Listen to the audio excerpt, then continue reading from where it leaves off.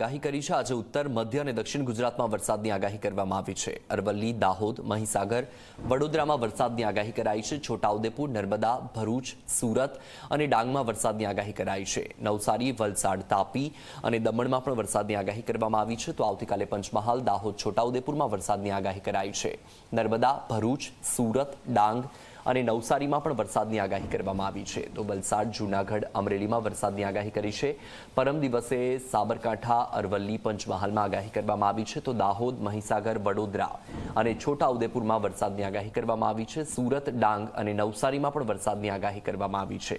23 જૂને બનાસકાંઠા, સાબરકાંઠા અને અરવલ્લીમાં વરસાદની આગાહી કરવામાં આવી છે। પંચમહાલ, દાહોદ, મહીસાગર અને વડોદરામાં પણ વરસાદની આગાહી કરવામાં આવી છે। નર્મદા, ભરૂચ, વલસાડ, તાપીમાં વરસાદની આગાહી કરવામાં આવી છે। તો દમણ અને દાદરાનગર હવેલીમાં પણ વરસાદની આગાહી કરવામાં આવી છે। અમરેલી, ભાવનગર, ગીર સોમનાથમાં વરસાદની આગાહી કરવામાં આવી છે। 24મીએ 17 જિલ્લામાં વરસાદ પડવાની હવામાન વિભાગની આગાહી છે, ત્યારે 25મીએ 21 જિલ્લામાં વરસાદ પડવાની હવામાન વિભાગે આગાહી કરી છે।